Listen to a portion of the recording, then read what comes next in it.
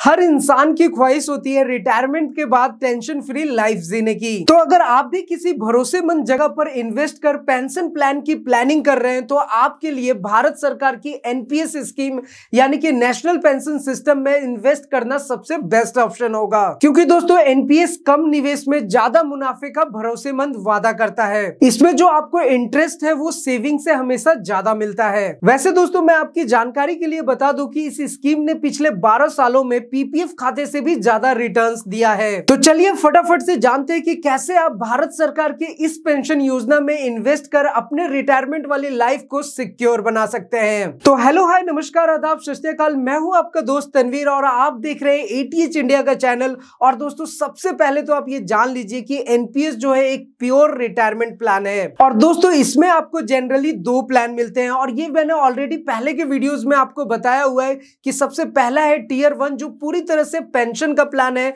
तो वहीं दूसरा है टियर 2 जो कि इन्वेस्टमेंट प्लान है। और दोस्तों जैसा कि मैंने आपको बताया कि एनपीएस को लेकर ऑलरेडी हमने एक डिटेल में वीडियो बनाया हुआ है जिसमें इससे रिलेटेड सारी जानकारी दी गई है। ये कैसे काम करता है, आपका पैसा कहाँ इन्वेस्ट होता है, सब कुछ प्रॉपर वे में बताया गया है। और साथ ही साथ ये भी बताया कि आपको इससे पेंशन कैसे मिलता है एटसेट्रा एटसेट्रा, सारी चीजें कवर की हुई है। और उस वीडियो का लिंक आपको नीचे डिस्क्रिप्शन में मिल जाएगा, तो उसे भी आप एक बार जरूर देख लीजिएगा। फिलहाल अभी मैं आपको इस वीडियो में बताने वाला हूं कि आप एनपीएस में कितना इन्वेस्ट करेंगे तो आपको कितना पेंशन मिलेगा। तो सबसे पहले हम ये जान लेते हैं कि आखिर हम एनपीएस का अकाउंट कहां से खुलवा सकते हैं। तो यहां पर मैं आपको बता दूं कि आप पोस्ट ऑफिस या फिर बैंक, आप जहां चाहे वहां से एनपीएस अकाउंट खोल सकते हैं। और इसके लिए आपको कम से कम 1000 रुपए की राशि एनपीएस में जमा करनी होगी और इस स्कीम में न्यूनतम 1000 रुपया जमा करना ही होता है। और इसमें इन्वेस्ट करने के लिए आपके पास 3 तरीके हैं, यानी कि नेशनल पेंशन सिस्टम में इन्वेस्ट करने के लिए आपको 3 ऑप्शन मिलेंगे। पहला है इक्विटी यानी कि शेयर्स,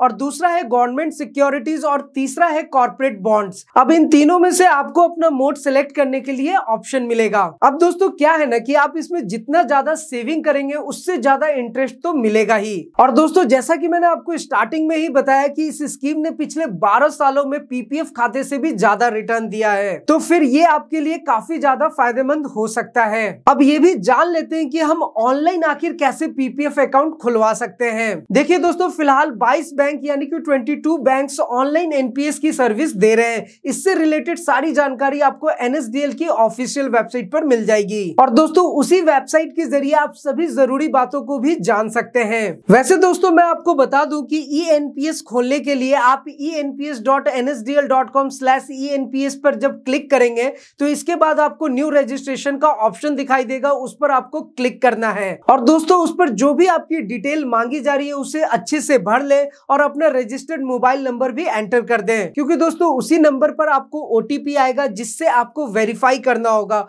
और फिर आपसे बैंक अकाउंट का डिटेल भी मांगा जाएगा जिसे भरने के बाद उसके आगे आपको नॉमिनी का नाम भी भरना होता है। और दोस्तों यहाँ पर आप जिस अकाउंट का डिटेल देंगे उसका एक कैंसिल चेक देना होता है और साथ में अपनी एक फोटोग्राफ और डिजिटल सिग्नेचर भी अपलोड करना होता है। और फाइनली इस तरह से आप एनपीएस के जिस मोड में इन्वेस्ट करना चाहते हैं उस ऑप्शन को भरें। और जैसा कि मैंने आपको पहले बताया ये इक्विटी, गवर्नमेंट सिक्योरिटीज और कॉर्पोरेट बॉन्ड्स में से कोई एक होगा। और इसके बाद आपको पेमेंट कर देना। जब ये सारा प्रोसेस कंप्लीट हो जाएगा तब आपको एक परमानेंट रिटायरमेंट अकाउंट जनरेट हो जाएगा। और दोस्तों इन सब के बाद ही आपको एक ऑनलाइन पेमेंट की रसीद भी मिल जाएगी। और दोस्तों यहाँ पर आपकी महीने की पेंशन 1.5 लाख रुपए तक मिल सकती है। इसे मैं अच्छे से आपको डिटेल में बताता हूँ। देखिए दोस्तों अगर आप एनपीएस में हर महीने 10,000 रुपए की सेविंग करते हैं तो हर महीने आपको पेंशन के तौर पर 1.5 लाख रुपए तक मिल सकते हैं। अब इसे आप ऐसे समझ सकते हैं कि अगर आपने 26 साल की उम्र में आपने 10,000 रुपए वाला एनपीएस लेते हैं तो हर महीने अपने एनपीएस अकाउंट में आपको 10,000 रुपए डालने होंगे। और इसमें इक्विटी ऑप्शन में अगर मिनिमम 40% का एन्युटी ऑप्शन लेंगे तो इस पर आपको करीब 12% तक का रिटर्न मिलेगा। ऐसे में अगले 36 साल में आप अपने एनपीएस अकाउंट में पूरे 40,80,000 रुपए डालेंगे। अब दोस्तों इस पर आप जब 12% के रिटर्न के हिसाब से कैलकुलेट करेंगे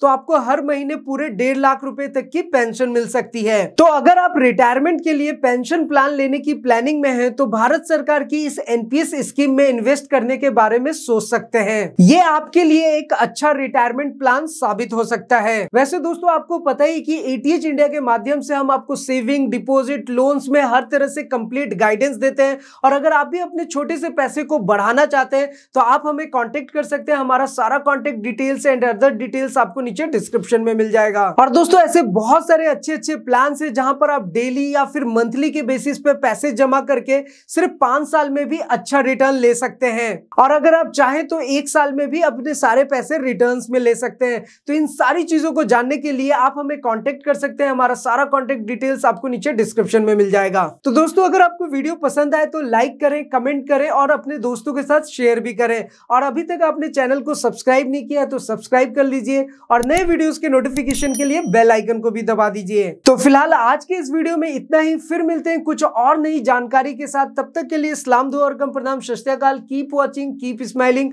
अपना और अपने साथ सबका ख्याल रखिए।